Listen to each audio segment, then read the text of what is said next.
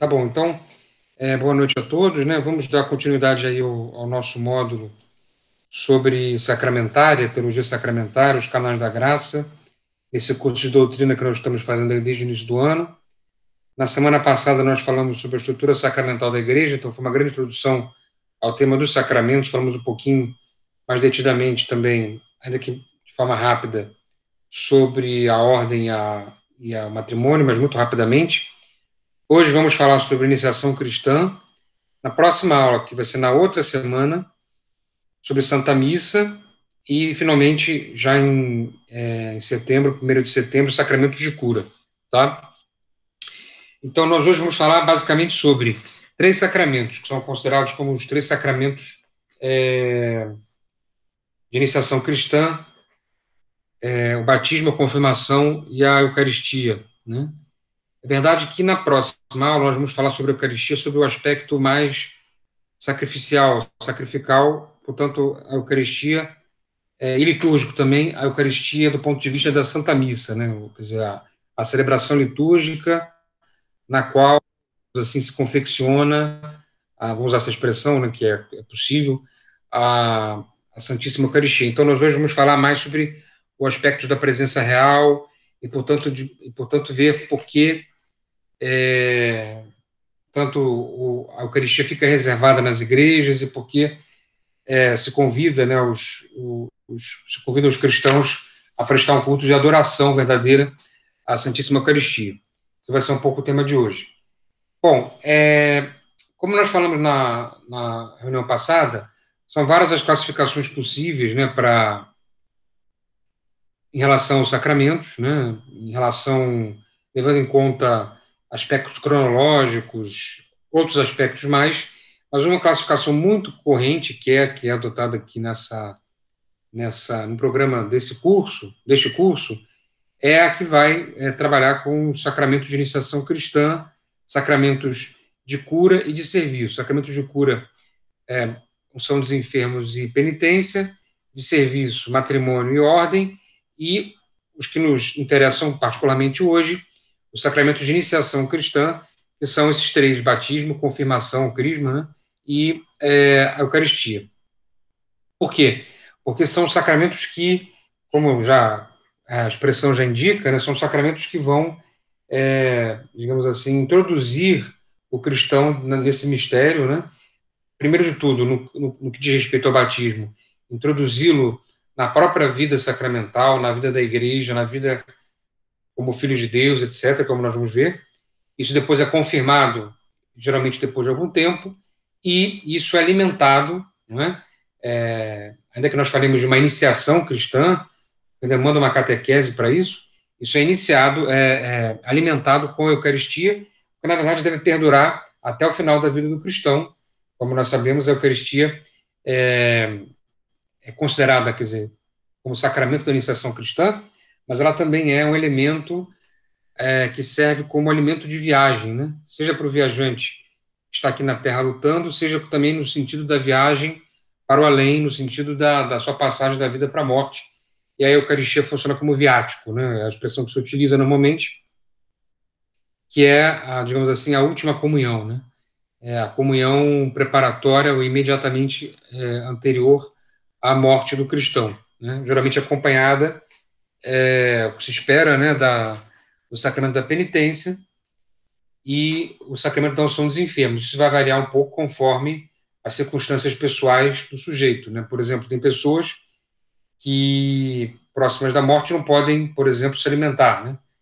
Então não podem deglutir, e, portanto, não vão poder comungar, né? Outras estão fora do uso da razão, estão em coma, por exemplo, então não vão poder se confessar, né? Porque não podem falar, não estão no uso da razão normal. Enfim, e só um aspecto interessante que, de alguma forma, adianta um pouco o assunto, mas de qualquer forma também é muito interessante porque nós não vamos tratar disso de forma específica, né? Aqui no nosso temário quanto aos sacramentos, né? No último módulo, como eu estou vendo aqui no programa, vocês vão ouvir falar sobre escatologia. Talvez haja alguma referência a esses últimos sacramentos que o cristão deve receber com vistas à a preparação para a sua morte. Mas, enfim, esse é um outro tema. O batismo é, portanto, a porta de entrada para a vida sacramental, para a vida eclesial, né? Então, o ser humano que recebe o batismo, ele, na verdade, renasce, essa é a própria ideia, né?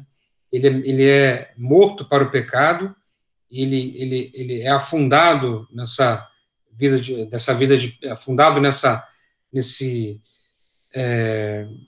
ambiente de pecado, ele é lavado e é retirado, renasce para uma vida toda nova.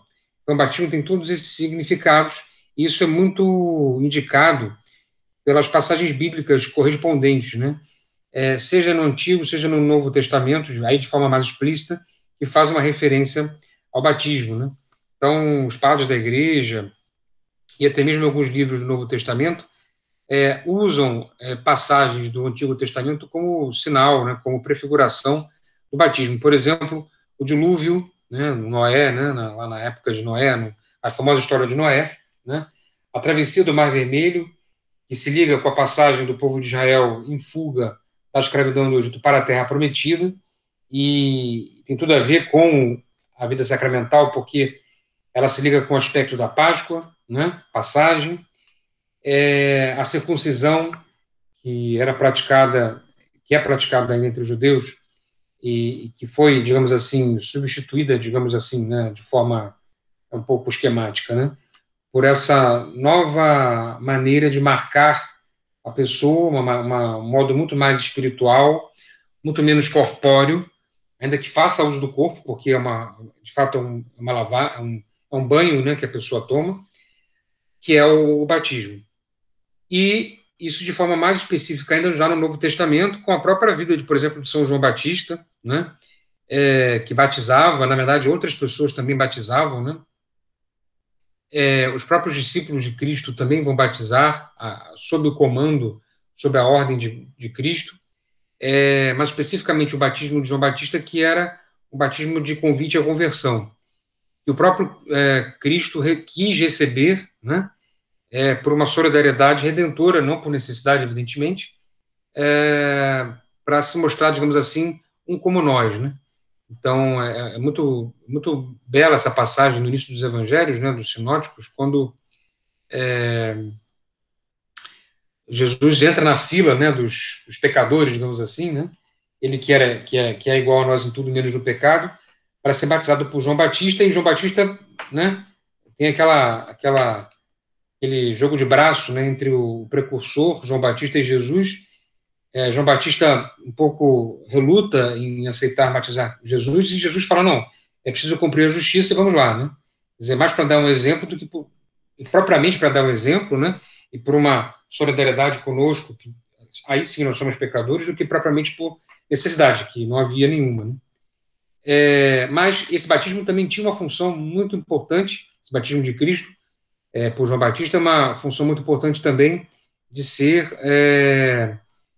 também uma epifania, né, uma manifestação da vida trinitária, uma vez que Jesus, quando é batizado e é elevado das águas, né, por João Batista, esse era o rito, né, do batismo de João Batista, daqueles rabinos da época, né, ele é elevado da água, o Espírito Santo aparece sob a forma de pomba, e uma voz do céu proclama seu filho eleito, né?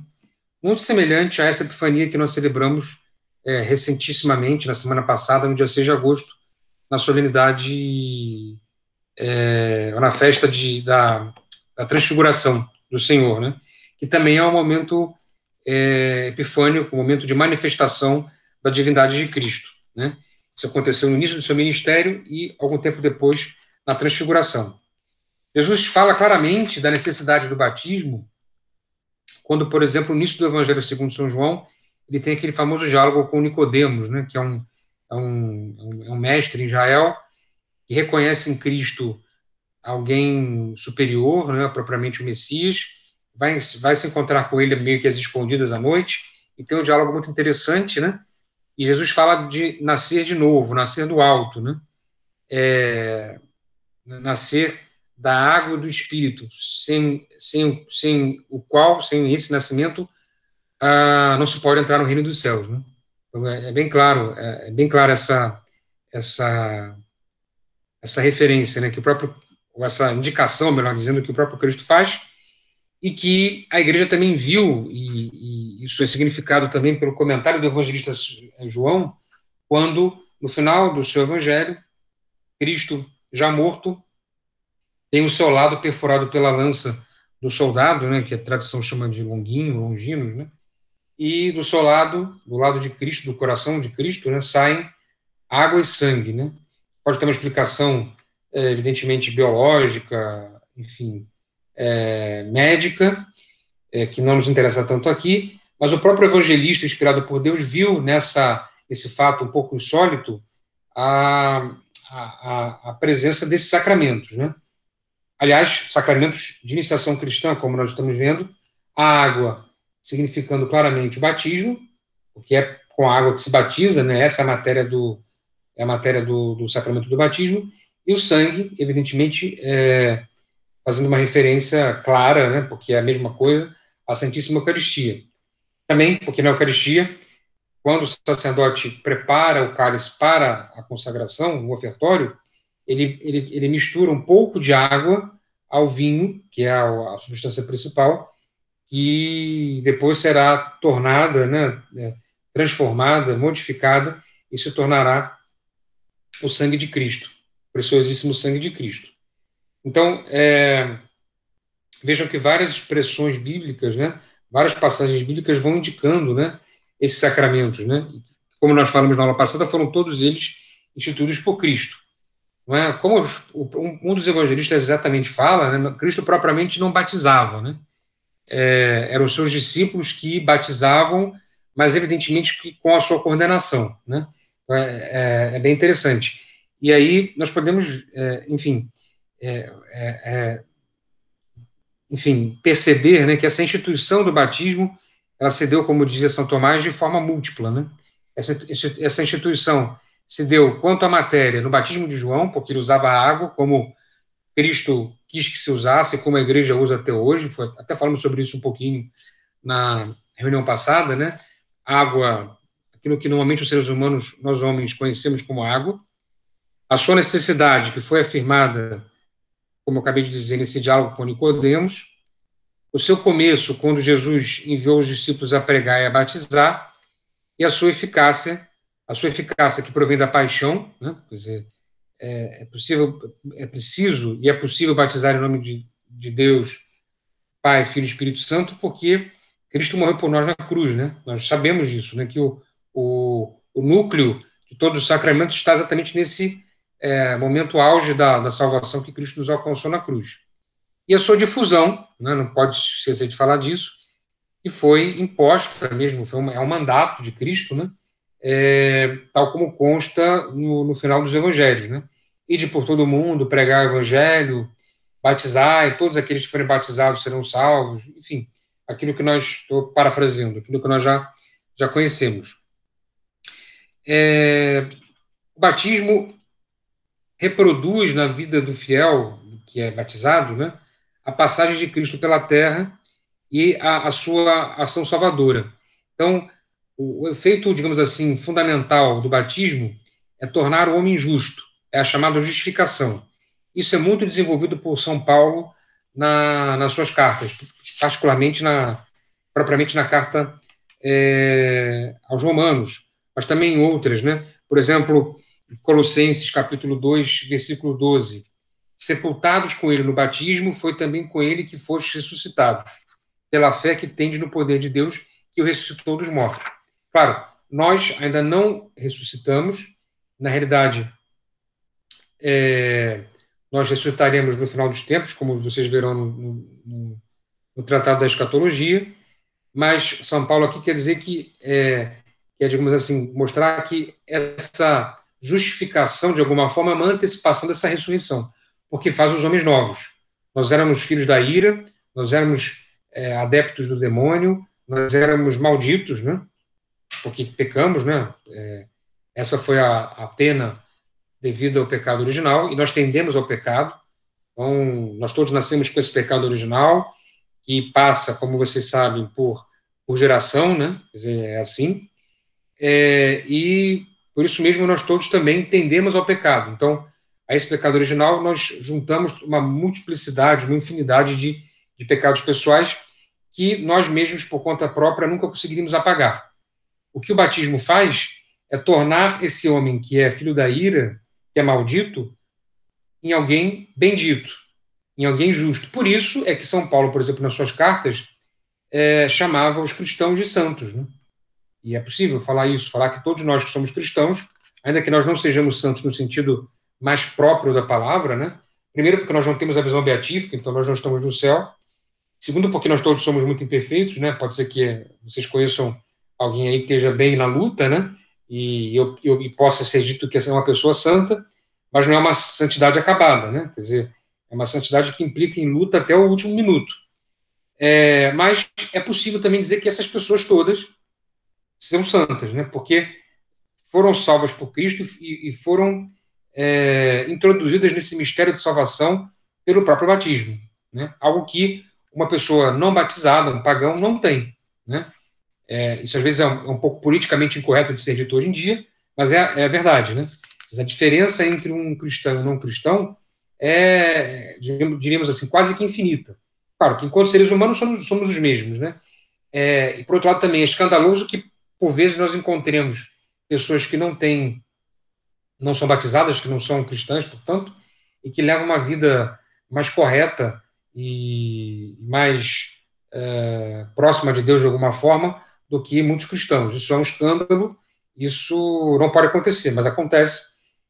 Mas tirando isso, que é factível todos nós conhecemos, né, infelizmente, a condição do cristão é melhor, porque o cristão tem todas as armas à sua disposição para, se estiver numa situação muito calamitosa de pecado, portanto, se jogou fora todas essas graças que recebeu no batismo, se sujou a veste branca que recebeu nesse batismo, ele tem todas as condições dadas para a sua própria condição de cristão, né, de voltar, né? E a graça de Deus está aí para isso, porque, como diz São Paulo, é a vontade de Deus é que todos os homens se salvem e cheguem ao conhecimento da verdade. Se nem todos chegam a se salvar e a conhecer a verdade, é uma outra questão, parece que não, mas não é da vontade de Deus. A vontade de Deus é que sim, todos os homens se salvem e cheguem ao conhecimento da verdade, ainda que ele proveja as graças de forma múltipla e diferenciada em relação às pessoas. Mas o que nós podemos afirmar é que cada um recebe as graças na medida necessária para a sua salvação. Portanto, ninguém pode dizer que se perdeu por culpa de outrem ou por culpa de Deus. Se alguém se perdeu por culpa própria. Mas para dizer, o batismo que faz nos torna justos aos olhos de Deus. Não é? Não apenas, como diria, por exemplo, a tese luterana, né? Deus coloca uma capa de justiça para parecer que aquela pessoa é justa. Não. O cristão, inclusive, tem esse nome de cristão porque ele se torna outro Cristo. Então, de alguma forma, quando Deus olha para uma criança recém-batizada, ou mesmo para um adulto recém-batizado, porque foi inserido na igreja, porque se tornou um outro Cristo, ele vê o seu próprio filho unigênito, de alguma forma. É por isso que nós somos cristãos, nós somos ungidos, né? E o batismo também faz essa referência a uma unção. Mas, além desse efeito fundamental de justificação, né, essa justificação pelo batismo, em decorrência dela, há outros efeitos concretos na alma do cristão que podem ser ditos efeitos curativos e santificantes. Os efeitos curativos, fundamentalmente, consiste, melhor dizendo, o efeito curativo fundamentalmente consiste no perdão dos pecados, né? É isso que o batismo, principalmente, aqui ele se destina, né? A perdoar os pecados, né? É Cristo que perdoa os pecados através da igreja que batiza. A igreja batiza através dos seus ministros, né? Eventualmente até de um leigo, como nós vamos falar depois. E esse perdão inclui o pecado original, portanto, essa marca que nós todos temos, dada a nossa condição de filhos de Adão e Eva, descendentes de Adão e Eva, dos nossos primeiros pais. Esse pecado original é apagado, assim como, no caso do batismo de adultos, todos os pecados pessoais. Uma criança não tem os pecados pessoais, os pecados atuais apagados porque ela não os tem, né? Uma criança pequena não tem condições de pecar atualmente, porque ela ainda não tem uso da razão, logo só se apaga o pecado original. No caso do adulto, pressupõe-se que ele já tenha pecado pessoalmente, os pecados pessoais também são perdoados, inclusive os pecados graves, os pecados leves, sem necessidade de confissão, né? Aliás, nem seria possível confessar, porque a confissão, como nós veremos depois na última aula desse módulo, ela pressupõe, evidentemente, o batismo, né? Então, um catecúmeno, um pagão, pode até se confessar, mas, portanto, falar dos seus pecados com arrependimento. Só que essa confissão não tem nenhum valor sacramental, né? E se alguém desavisado desse uma absolvição, essa absolvição também seria inválida. Ela não tem nenhum efeito sacramental possível, porque falta aquela graça santificante anterior e falta, inclusive, o perdão do pecado original. E também são perdoadas as penas temporal e eterna, derivadas dos pecados pessoais cometidos, né? Agora, isso tudo é perdoado, mas a tendência ao pecado, todas aquelas consequências temporais do pecado original e dos pecados atuais, né, elas permanecem de uma forma ou de outra, né?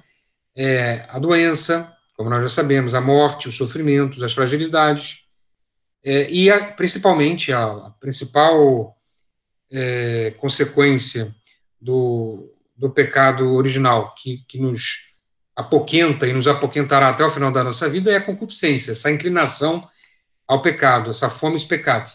Ela permanece, ela não é apagada pelo pecado, e a teologia procura explicar um pouquinho isso se dá, mas, enfim, é também uma maneira de nós mostrarmos o nosso amor a Deus através da nossa vida de esforço de santidade, né? Quer dizer, de lutar contra essa tendência ao pecado e ao mal, né? O outro efeito santificante, corresponde a uma efusão do Espírito Santo. Porque com o perdão do pecado original, tanto com o batismo, e eventualmente os outros pecados pessoais que a pessoa possa ter, por isso mesmo há uma infusão, melhor dizendo, da graça santificante. Portanto, o ser humano, que até então tinha uma alma, é verdade, eterna, mas não tinha propriamente um organismo espiritual, como eu posso dizer, mais sofisticado, digamos assim, usar uma expressão talvez um pouco imprópria, né? Mas já para compreender. Então, com o batismo, o ser humano adquire esse organismo sobrenatural. Ele é capaz de fazer atos, isso é muito importante, de praticar atos que têm um valor eterno, que têm mérito, né? Atos meritórios, né? Isso só é possível depois da concessão da graça santificante pelo batismo. Assim também como as virtudes teologais, fé, esperança e caridade, e as virtudes morais infusas e os dons do Espírito Santo. Então, uma criancinha que, de poucos dias, poucas semanas, que é batizada, tem o perdão do seu pecado, do pecado original, recebe a graça santificante, recebe as virtudes da fé, esperança e caridade, as virtudes cardeais, todas elas infusas. Claro que ele não as atualiza, porque ele não tem condições de fazer isso, e os dons do Espírito Santo, todos os dons, né? O que se espera é que depois, com a vida de oração, a formação que ela vai receber em casa, da própria igreja, da família, que é a igreja doméstica, da igreja no sentido mais próprio da palavra, catequese, etc. e tal, ela vai desenvolvendo esses dons, essas virtudes, e vai correspondendo a essa graça que recebeu, né? Então, assim, é um grande tesouro que nós deveríamos valorizar mais. Nós deveríamos, como o Papa Francisco volta e meia fala, né? Nós deveríamos lembrar do dia do nosso batismo, inclusive celebrar com alguma solenidade, né? Então, talvez na missa, colocar lá a intenção, ou então pedir uma bênção. É possível lucrar a indulgência plenária no dia do aniversário do batismo, né? Porque é um dia muito importante, né? É normal que nós celebremos mais publicamente o dia do nosso nascimento para a vida humana, né? Quer dizer, quando nós vimos a luz, como se fala, né? Mas o batismo representa a visão de uma luz sobrenatural, né? Então, sem querer substituir um pelo outro, né? Quer dizer, né? Que falar, não, o cristão comemora o batismo e não o aniversário, nada disso, né? O cristão comemora o aniversário, e a gente adora fazer festa, então a gente faz festa de novo, né? Mas o importante é não esquecer isso, né? não esquecer de que essa data é fundamental. Nós recebemos um nome, né, que nossos pais deram, geralmente um nome que procura ser um nome cristão, né, assim a igreja pede, não, um nome que seja bonito também, né, de preferência, né, que represente uma virtude, o nome de um santo, né, que vai ser o nosso nome para toda a eternidade, né. Quando nós chegarmos no céu, Deus não vai nos chamar com fulaninho, ele vai chamar pelo nome, né, pelo nome que nós recebemos. Então, isso é uma coisa assim muito, muito importante, né? Não é banal, né? E o batismo, como nós falamos na aula passada, ele imprime caráter, né? Então ele deixa um selo indelével, uma marca, né? Que não se apaga e, portanto, cristão, uma vez cristão, sempre cristão. Ainda que a pessoa possa apostatar da fé, abandonar a fé, fazer um cisma, sair da igreja, sei lá, fundar uma nova religião, enfim, ir para o inferno, mas aquela marca, infelizmente, né, tudo isso, claro, né, exagerando um pouco, mas aquela marca de cristão permanecerá com ela. Ela pode ser ingrata com aquilo que recebeu, mas aquela marca nunca mais se apagar. Por isso, depois, digamos, a pessoa andou por aí, se converteu, voltou, né, a comunhão com a igreja e tudo mais, não se faz um batismo, né? Eventualmente tem que se fazer uma nova, dependendo da situação, né, uma nova acolhida, né? Existe uma cerimônia para isso e tudo mais, dependendo da situação, não vou entrar aqui nos detalhes, mas jamais se batizará novamente, né? É impossível, né? Então isso que, enfim, infelizmente essas outras denominações cristãs fazem, sem dúvida nenhuma, uma demonstração de uma incompreensão acerca da radical necessidade e importância do batismo, né? E, portanto, por quê? Porque também o batismo nos insere na igreja, como eu já falei, né? Nos faz membros dessa comunhão dos santos, né? Nos faz membros dessa assembleia de convocados. Nós também somos convocados à santidade, a dar glória a Deus, né? Isso só acontece porque nós nos incorporamos à igreja e nos tornamos, nos dizeres, né, de São Pedro na sua primeira carta, aquelas expressões tão bonitas, né?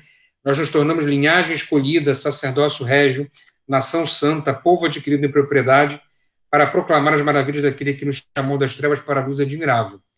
Portanto, é aí que consiste, a partir do momento do batismo, que nós nos tornamos reis, sacerdotes e profetas. Nós recebemos um sacerdócio régio, como eu falei na reunião passada, né? Seguindo o modelo de Cristo, né? O batismo ele é necessário para a salvação, isso é claramente expresso por Jesus no Evangelho, no final, já depois da sua ressurreição, um pouco antes da sua ascensão aos céus, ele proclama: quem acreditar e for batizado será salvo, mas quem não acreditar será condenado. Então, a fé da igreja na necessidade do batismo vem daí, né? Agora, como deve se compreender isso, né? Eu vou até ler essa passagem do Catecismo porque ela é muito esclarecedora, né? O batismo é necessário para a salvação de todos aqueles a quem o Evangelho foi anunciado e que tiveram a possibilidade de pedir esse sacramento. A Igreja não conhece outro meio a não ser o batismo para garantir a entrada na bem-aventurança eterna. Por isso, tem cuidado em não negligenciar a missão que recebeu do Senhor de fazer renascer da água do Espírito todos os que podem ser batizados. Deus ligou a salvação ao sacramento do batismo, mas ele próprio não está prisioneiro dos seus sacramentos. Então, pode acontecer uma situação de uma pessoa que nunca ouviu falar de cristianismo, evangelho, batismo, e que viveu retamente, segundo a sua consciência bem formada, e, portanto, essa pessoa pode se salvar. Não é que ela se salvou porque não foi batizada, ela se salvou apesar de não ter sido batizada, né? Porque, sem dúvida nenhuma, aquilo que nós já falamos, é um déficit absurdo em relação à condição dos batizados. E é por isso que nos entristece tanto ver tantos cristãos vivendo como se não fossem. Isso é escandaloso, né? É escandaloso isso. Mas é nesse sentido, e é por isso também que a igreja fala, como nós também já adiantamos um pouco na aula passada, né? De algumas situações especiais em que os frutos do batismo podem ser alcançados mesmo sem a mediação sacramental. Então, o problema maior é que não há certeza da graça conferida, né? Quer dizer, se eu pego uma criança nas condições normais, né, e a batizo, como a igreja faz, com a intenção de fazer aquilo que a igreja faz, eu tenho certeza que ela recebeu o perdão do pecado original, recebeu a graça santificante, as virtudes, etc. e tal, sobre o que eu já falei. Só que quando não se dá esse ato, a gente não tem essa certeza, né? E é por isso que a igreja fala de batismo de sangue e batismo de desejo, que consistem num conjunto de circunstâncias que acontecem num sujeito determinado, que permitem que nós afirmemos que ele possa se salvar, né? Então, uma pessoa que estava lá em formação, era um catecúmeno, e acabou sendo morta por causa da fé, né, que ela tinha. Vejam que ela não tinha ainda fé como virtude infusa, né? Mas ela morreu pela fé que proclamava ter e em que se formava para receber o batismo. Esse é dito chamado batismo de sangue, né? Quer dizer, essa pessoa é considerada como cristã e vai merecer o céu, né? Porque morreu pela fé que, vamos dizer assim, paradoxalmente ainda não tinha de alguma forma, né? Claro, ela já tinha essa fé, ela tinha essa crença, mas não no sentido que nós costumamos utilizar, né? Ela não foi batizada sacramentalmente. Ou então batismo de desejo naquelas pessoas que podemos, como eu falei antes, né, presumir que se soubessem o que era o batismo, ou que se tivessem sido instruídas quanto ao batismo e ao evangelho, teriam pedido o batismo, né? Mas por algum motivo qualquer isso não foi possível, né? Então é o chamado batismo de desejo, né? Como se dá a celebração? Bom, todo mundo já assistiu certamente essa celebração que é tão bonita e tão simples ao mesmo tempo, né? Às vezes dentro da missa, às vezes não, né? Então a igreja acolhe, né, a vontade dos candidatos, se são adultos ou dos pais ou responsáveis, né, das crianças que vão receber o batismo. Há umas leituras bíblicas, uma pequena homilia, algumas orações de exorcismo, né, porque de alguma forma, como eu falei, a pessoa que não foi batizada, ela de alguma forma está sob a égide do inimigo, né, de alguma forma, né, não no sentido de possessão, nada disso, né, mas quer dizer, ela ainda não está consagrada, né, no sentido de separada para Deus, né. Então, é por isso que a igreja faz essas orações pedindo que o demônio se afaste, né. A unção com óleo dos catecúmenos, né, que significa a proteção divina contra o mal. Depois se abençoa a água que será usada na ablução, se ela já não foi abençoada anteriormente, e faz-se a profissão de fé, né, na Trindade Santa, na renúncia ao demônio, ao pecado, enfim, aquilo tudo, né. E o rito propriamente dito é a ablução, quer dizer, o lavacro, né, com a água, no caso já abençoada, ainda que numa situação de emergência não precise ser, né? E aí, por dois modos, né? Por infusão, que é o mais comum entre nós, então se derrama água sobre a cabeça do batizando, né? Ou ainda por imersão, como era na igreja primitiva, como ainda em alguns lugares se faz, eventualmente em algumas comunidades é possível fazem também, né? É possível, né? Que é exatamente mergulhar a pessoa num tanque, né, de água, ou mesmo num outro lugar, numa piscina, ou num lago, enfim, no Rio Jordão, por exemplo, né? Que é um pouco mais raro de se ver, né? Eu particularmente nunca vi, né? É mais prático realmente fazer por infusão, é menos traumático para a criança, provavelmente, né? Ainda que, como nós sabemos, né, a palavra batismo vem do grego, que significando propriamente mergulho, né? Então, esse batismo por imersão, esse afundar, né, e depois tirar, né, mostra de alguma forma graficamente melhor, sob algum sentido, esse significado de morrer para o pecado, ressurgir para a vida nova. Morre, afunda, ressurge, sai, né? Mas, por outro lado, também o batismo por infusão, que é derramando a água sobre a cabeça, também mostra muito bem esse aspecto de banho, né? Quer dizer, como normalmente nós banhamos os nossos filhos, né? Jogando água no seu corpo, né? Então, a matéria válida, como nós já sabemos, é a água como nós comumente nós entendemos, e o ministro derrama 3 vezes água sobre a cabeça do candidato, fazendo com que a água escorra pela cabeça, né? Pronunciando, ao mesmo tempo, as famosas palavras. João, que é o nome da pessoa, né? Da criança, ou do adulto, né?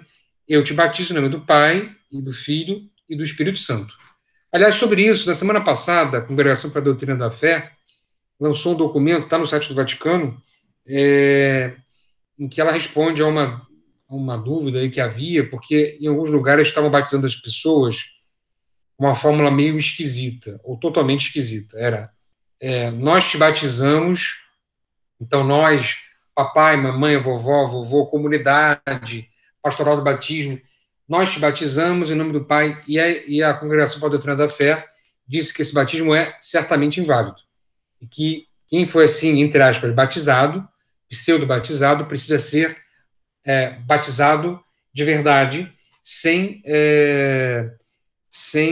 condição, quer dizer, porque às vezes se o batismo anterior, ou o ato de batismo do batismo anterior foi dúbio, pode-se fazer um novo ato de batismo sob condição. Isso pode acontecer às vezes, quando a pessoa vem de alguma denominação religiosa sobre a qual há uma dúvida se o batismo é válido ou não.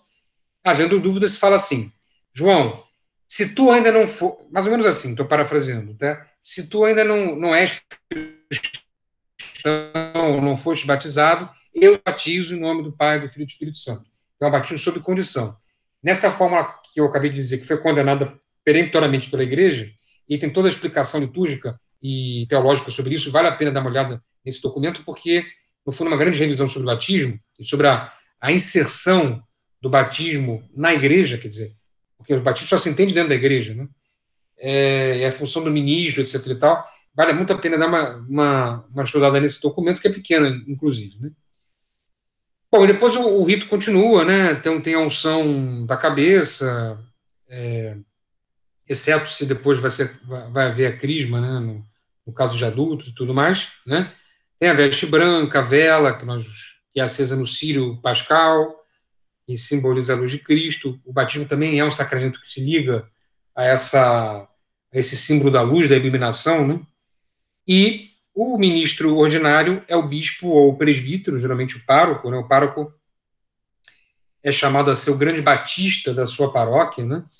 Na verdade, que ele muitas vezes delega para o vigário, ou mesmo para os diáconos. É muito comum hoje em dia, como há muitos diáconos nas paróquias, os diáconos fiquem praticamente tratando do batismo dos casamentos, né? Mas, assim, se nós fôssemos ler lá nos documentos, nós vamos ler que o batismo ele é principalmente função do pároco, né? Isso é muito interessante, né?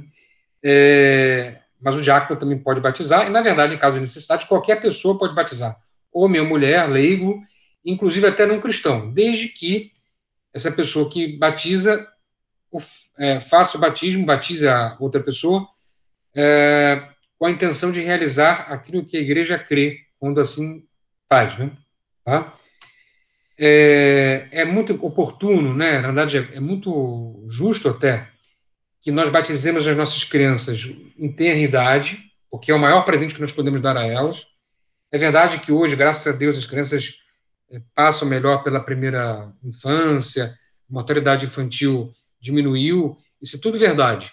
Mas nós não batizamos só porque a criança pode morrer rápido. Nós batizamos porque o batismo é o maior presente que os pais podem dar para os seus filhos. Melhor do que qualquer educação em colégio trilingüe, melhor do que um carro com motorista desde que nasceu, melhor do que viagens para a Disney todo ano, né? É dar a essa criança a condição de dar glória a Deus com a sua própria vidazinha, né? Então, muito importante que a gente fale isso com os nossos amigos, né? Não atrasar o batismo das nossas crianças, procurar batizar o mais rápido possível, né? Hoje nós estamos vivendo um período de pandemia, está bem enrolado, né? Mas, enfim, dá para fazer isso sem dúvida nenhuma. Não vamos atrasar isso aí e cuidar muito da formação também, né? Porque é preciso que nós demos os padrinhos, né? São pessoas que vão ajudar também de alguma forma na formação cristã dessas crianças, né? Além da questão da amizade, né? Que sempre surge, né? E no caso dos adultos, né? É preciso que haja ainda uma formação prévia, né? para que eles tenham uma aderência à fé cristã de forma racional, adulta, né, de uma forma madura.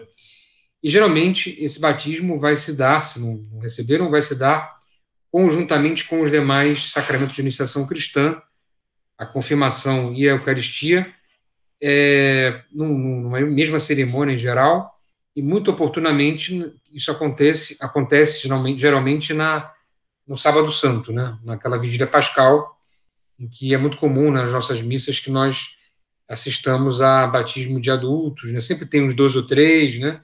Alguns já foram batizados, eles vão só fazer a crisma, outros vão fazer a primeira comunhão e a crisma, e assim fica um grupo grande, né? Aquela cerimônia, por isso a cerimônia dura muitas horas, né? Mas é muito bonito, né? Ver pessoas assim adultas formadas, né? Eu já pude atuar como catequista também de adultos, de ver, né, pessoas adultas sendo batizadas, né?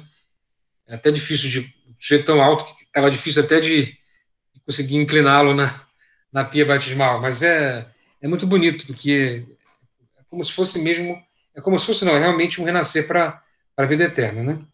Bom, essa vida tão bonita que nós recebemos no batismo, ela precisa ser confirmada, né? Então, existe um outro sacramento, também necessário para a nossa salvação, ainda que muitas pessoas não recebam, infelizmente. É um pouco um patinho feio do setenário sacramental, junto com o São dos Enfermos, expressão meio imprópria, né, mas já compreenderam, mas não deveria ser assim, né? Então nós devemos fazer, eu acho, uma grande propaganda do sacramento da confirmação, porque ele de fato representa uma evolução na vida espiritual das pessoas que é algo realmente impressionante, né? O próprio Jesus anunciou que enviaria o Espírito Santo sobre os apóstolos, e nós vemos isso nos evangelhos, sobretudo nos Atos dos Apóstolos, como os discípulos de medrosos, covardes, né, fujões, lentos para entender, passaram a ser corajosos, passaram a ser audazes, compreenderam as Escrituras, né? Isso tudo por quê? Porque foi enviado sobre eles o Espírito Santo. Então, o evento de Pentecostes enfim, é fenomenal e é importantíssimo para a própria constituição da igreja, como nós sabemos, né? E, e tem tudo a ver com a própria constituição de Cristo, né? Quer dizer, o que significa Cristo? Cristo, como nós sabemos, não é o sobrenome de Jesus, né? É o título, podia se usar até, São Paulo utiliza mais da forma contrária, né? Cristo Jesus, né? Quer dizer, a palavra Christos, que é do grego, significa ungido, que é a tradução do hebraico Macias, que significa marcado com selo, ungido com óleo, né? Então, o Jesus Cristo significa Jesus o Messias, Jesus o ungido do Pai, né? Como várias profecias já indicavam, né? Então, quando os judeus da época de Cristo, que Cristo andou pela terra, se perguntavam se ele era o Messias esperado, eles queriam saber se ele era o que foi marcado pelo Pai. E aí, lembra aquilo que eu falei agora no início da nossa aula, né? Aquelas manifestações epifânicas, né? No batismo de Jesus, na transfiguração, né? Também naquela passagem do Evangelho segundo São João, quando Jesus conversa com os gregos, né? E uma voz fala do alto, lá da nuvem, né? Tudo isso mostra que Cristo é o marcado. Ele tem um selo. Ele tem um selo do Filho de Deus. E todos nós também o temos. Repito, mais uma vez, claro que pelo batismo, mas isso precisa ser confirmado por um outro sacramento. Deus quis que fosse assim, manifestando esse envio do Espírito Santo sobre os apóstolos, sobre os discípulos, ou seja, sobre nós, né? É uma prática que já está na igreja primitiva. Repito, foi Cristo que instituiu o sacramento da crisma também. Quando, por exemplo, nós lemos lá nos Atos dos Apóstolos, capítulo 8, que os apóstolos impuseram as mãos e rezaram sobre aquelas pessoas para que recebessem o Espírito Santo. Então, havia algumas pessoas que foram batizadas só em nome de Cristo. São Paulo se surpreendeu e perguntaram: e o Espírito Santo? E eles falaram: olha, nem sabia que tinha Espírito Santo. Infelizmente, muitos cristãos hoje, até crismados até, agem como se não houvesse Espírito Santo. Isso não é possível, né? O Espírito Santo é Deus, né? Junto com o Pai e o Filho, tem que ser adorado e glorificado. e é ele que faz com que nós consigamos rezar, né? É por meio dele que nós podemos proferir a palavra que nos salva, que é Jesus, né? É por meio dele que nós temos os sacramentos, né? Que nós rezamos. Então, nós precisamos, né? Fazer uma propaganda muito grande do sacramento da confirmação e procurar vivenciá-lo na nossa vida, né? Isso que era bem unido, né? Os três sacramentos de iniciação cristã eram muito unidos na igreja primitiva. Depois, quando começou-se uma massificação do cristianismo, começou-se, portanto, a cada vez mais batizar as crianças desde pequenas, o que é muito bom, como acabamos de falar, né? É que esses sacramentos foram, digamos assim, separados no tempo, né? Então, mas ainda assim é muito comum, né, nas pessoas mais velhas, às vezes os nossos avós ou coisas assim, foram crismados ainda crianças, né? Eventualmente ainda pequenos, né? Alguns já um pouquinho mais crescidos, né? Claro que a idade é variável, o que se pede é já uma idade razoável para poder ter uma preparação apropriada, e aí cada conferência episcopal determina uma idade. No Brasil, geralmente se considera a idade dos 15 anos, né? A partir dos 15 anos, em torno dos 15 anos, né? Mas nada impediria que pudesse ser antes também, tá? Eventualmente, outros lugares com uma idade inferior, né? Como é que se dá esse sacramento, né? Quer dizer, o que é o crisma, né? A palavra crisma, como eu já falei, também faz referência a essa ideia de unção, né? A unção com óleo, que era muito comum na antiguidade de ser feita, seja para efeitos medicinais, seja para efeitos militares. Quer dizer, o soldado, o gladiador, antes de entrar na arena, ele se untava, né? Se ungia, né? Ungir tem a ver com óleo, para ficar escorregadio, não ser pego pelo inimigo, né? E também o óleo com efeito medicinal. Lembra lá da parábola do samaritano, né? Então, o samaritano cura aquela vítima dos bandidos jogando azeite e vinho nas feridas, né? Exatamente tinha essa função medicinal. O crisma é o nome que se dá a essa mistura de azeite e bálsamo. É um perfume, né? Misturado ao azeite. Tanto que quando a gente é crismado, a gente sente muito fortemente, né, o cheiro do azeite mesmo, assim como também com o som dos enfermos, né? Que é consagrado pelo bispo na missa crismal, que é a missa que é celebrada na quinta-feira santa de manhã.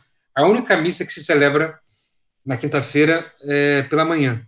Na catedral, esse ano foi tudo diferente por causa da pandemia, até em Roma também foi, né? Foi realmente foi tudo diferente esse ano, né, gente? Enfim, e depois os párocos, né, enfim, os sacerdotes levam para suas comunidades os vidros, né, com as tecas, né, com os olhos dos enfermos, dos catecúmenos e da crisma, e depois o bispo normalmente vai utilizar para crismar os adolescentes ou mesmo os adultos nas diversas celebrações ao longo do ano, tá? Eventualmente no sábado de Aleluia, já alguns dias depois, aí geralmente quem faz isso é o pároco. Por quê? Porque o ministro originário da confirmação é o bispo.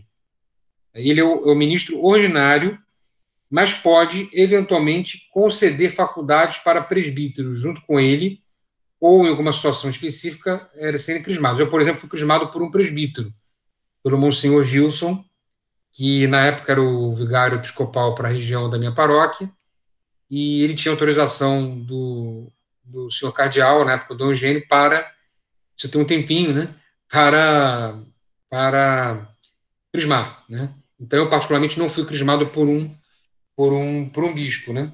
Mas fui crismado validamente, tá? E posso testemunhar que tem produzido frutos, graças a Deus, né? Então, mais uma testemunha aí de que vale a pena receber o sacramento. Como se dá? Através de uma imposição das mãos e o bispo, o ordenante, né? Unge a cabeça, a testa do crismando com óleo e profere a fórmula que imprime esse caráter de confirmado. Então, assim, aquele batismo que geralmente se recebeu criança, ele é confirmado agora de forma mais madura pelo crismando e se torna mais apto para lutar pela propagação do reino, para se tornar mais apostólico, para se tornar propriamente um soldado de Cristo. Né? Então, é uma diferença que se nota, né? Geralmente depois de algum tempo, né? Se a pessoa procura corresponder à graça recebida. Bom, faltam 2 minutos, evidentemente nós estamos muito mal para falar sobre o principal sacramento, que é a Eucaristia, né? Mas o que eu queria falar, né? Que a Eucaristia é a presença real de Cristo no nosso meio, né? Por isso ela tem que ser adorada. Como nós falamos na aula passada, todos os sacramentos contêm a graça de Cristo, né? Manifestam algum ato salvífico de Cristo que cura, que batiza, etc. e tal, mas somente a Eucaristia, e por isso é o sacramento dos sacramentos, contém o próprio, ou é o próprio Salvador. Né? E nós vemos que o próprio Jesus identificou, né, os dons que ele oferecia na última ceia com a sua paixão redentora na cruz, e também não se pode esquecer jamais daquilo que é discutido, que é apresentado no capítulo 6 do Evangelho segundo São João, em que Jesus, depois de ter multiplicado os pães e os peixes, com uma controvérsia com alguns judeus, profere aquele famoso discurso do pão da vida na sinagoga de Cafarnaum e faz afirmações que eram chocantes para os ouvidos da época e continuam chocantes até os dias de hoje. Por isso que podemos dizer que a crença na presença real de Cristo na Eucaristia é a pedra de toque do cristianismo, ou uma das pedras de toque. Quer dizer, é aquilo que nós passamos na aliança que parece de ouro para saber se é de ouro mesmo. Né? Ali é que foi marcante na vida de Cristo. Né? Quando ele falou, olha, a carne, minha carne é verdadeira comida, meu sangue é verdadeira bebida, quem não comer deste pão não beberá. Enfim, tudo aquilo que ele diz no capítulo 6 foi entendido literalmente por aqueles judeus e por isso muitos se escandalizaram e foram embora. Somente alguns ficaram e Jesus pergunta: e vocês não vão embora também? E Pedro fala aquela frase magnífica, que é que nós falamos também. Aqui nós iremos, somente tu tens palavras de vida eterna. Então, é muito sintomático que o evangelista que não apresenta a instituição da Eucaristia na última ceia, porque ele tem vários capítulos sobre a última ceia, né, porque é Jesus que lava os pés, depois ele faz vários discursos de despedida, né? Promete o Espírito Santo, etc. e tal. Mas lá no Evangelho segundo São João não se descreve a instituição da Eucaristia. Mas no capítulo 6 há esse famoso discurso de Jesus na sinagoga de Cafarnaum, que merece ser lido e relido muitas vezes por nós para fomentar nossa crença em Jesus eucarístico. Essa presença real não porque as outras não sejam reais, mas é real por excelência, porque é substancial. Né? Ali está presente Cristo todo, Deus e homem, a pessoa divina com duas naturezas. Por isso nós falamos corpo, sangue, alma e divindade, e é por isso que a Eucaristia merece um culto de adoração. Porque se lá está Jesus, Deus e homem verdadeiro, a humanidade de Cristo está unida à sua divindade sob a pessoa divina, não é possível não ter o outro trato com a Santíssima Eucaristia que não de adoração. Portanto, um culto não apenas de reverência ou de dulia, como nós falamos, né, de veneração, mas um culto de verdadeira adoração. É por isso que, frente ao tabernáculo, frente à hóstia consagrada, nós nos ajoelhamos. Nós fazemos uma genuflexão, que é o uso ocidental, o uso latino, digamos assim, de manifestar esse nosso culto de adoração à Eucaristia. Que assim aconteceu porque houve uma conversão no momento da Santa Missa, que vai ser o tema da nossa próxima aula, uma conversão extraordinária, sobrenatural, única, de toda a substância de pão e de vinho em corpo e sangue de Cristo, né? Significados por aquelas aparências separadas, né? O pão e o vinho consagrados em recipientes, digamos assim, diferentes e em momentos diferentes. Né? Primeiro o pão, depois o vinho, e pela nossa fé nós sabemos, isso fica muito belamente expresso naquele hino eucarístico de São Tomás de Aquino, Adorata Devota, pela fé, nós sabemos que ali estão não mais pão e vinho, e sim verdadeiramente o corpo e o sangue de Cristo, né? E Cristo todo, né? E por isso nós prestamos esse culto de adoração. A Eucaristia fica reservada nos nossos sacrários para ser levada à comunhão dos doentes, como viático, para aqueles que não podem receber presencialmente na missa porque estão impedidos por algum motivo qualquer, e para que nós prestemos um culto de adoração, né? Para que a igreja, toda ela, através dos seus ministros, mas de todos os seus membros, faça frequentes visitas a Cristo, que muitas vezes fica abandonado lá no sacrário, né? E nós lembramos disso particularmente em todas as santas missas, né? Muito particularmente nos atos de adoração pública, né? Com Jesus exposto no ostensório, na custódia, mas em algumas celebrações litúrgicas, particularmente na Quinta-feira Santa, em que nós lembramos muito detidamente a instituição da Eucaristia na última ceia, e na solenidade de Corpus Christi, destinada principalmente à adoração. A Eucaristia também é um banquete pascal da Igreja, né? É a realização sacramental da Páscoa de Cristo, e ela está de forma inseparável ligada ao sacrifício de Cristo na cruz, né? Nós temos necessidade da comunhão, como Cristo falou: quem não comer deste pão e não beber deste vinho não terá vida eterna. É preciso que nós, pelo menos, tenhamos esse desejo de comunhão, né? Explícito ou pelo menos implícito, para alcançar a salvação, né?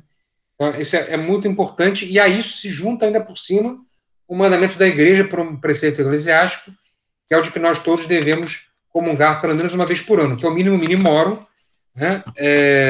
Claro, precedidos, evidentemente, pela recepção do sacramento da reconciliação. É o mínimo, mas nunca será o suficiente para uma vida cristã saudável, né? Quer dizer, isso é muito importante, né? Como nós sabemos, para a celebração da Eucaristia, nós precisamos de um sacerdote, portanto, de um bispo ou de um presbítero, mas para a distribuição da Sagrada Comunhão, para as pessoas devidamente preparadas, né? Os ministros ordinários são o bispo, o presbítero, mas também o diácono, né? O acólito instituído é o ministro extraordinário permanente, e eventualmente nós também podemos ter, como nós conhecemos muito aqui no Brasil e em outros lugares também, os ministros extraordinários da comunhão eucarística, né? Então, por uma necessidade qualquer, e sempre nós gostaríamos que fosse provisória, né? Mas não é tanto, não tem sido tanto.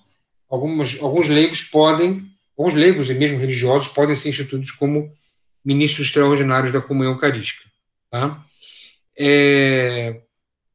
Enfim, para receber a comunhão de forma frutuosa, nós devemos estar em estado de graça, ou seja, sem consciência de pecado grave. Se nós temos consciência de pecado grave, nós temos uma obrigação, por via de lógica, mas também por um preceito da própria Igreja, de nos confessarmos primeiro. Por mais contrito que nós estejamos, por mais arrependidos dos nossos pecados que nós estejamos, como nós não temos a certeza disso, né? Se esse arrependimento foi capaz de apagar verdadeiramente esse pecado grave, a Igreja, até mesmo para dar uma segurança maior, exige que nós nos confessemos. Porque a confissão, como nós veremos depois, na última aula, é o meio ordinário para o perdão dos pecados graves. A Eucaristia tem como consequências, a comunhão tem como consequências o perdão dos pecados veniais, o aumento da graça sacramental, a fortaleza para combater pela santidade, a preservação dos pecados mortais, mas ela não apaga os pecados mortais. Então, isso é muito importante, né? E deve ser dito, né? Se nós observamos uma pessoa conhecida, né? Claro que com jeito, né? Não, quer dizer, vejam, ninguém é censor de ninguém aqui, né? Mas seria uma grande obra de caridade, de misericórdia espiritual, evitar o sacrilégio, né? Ainda por cima, enfim, isso ofende muito a Deus, né?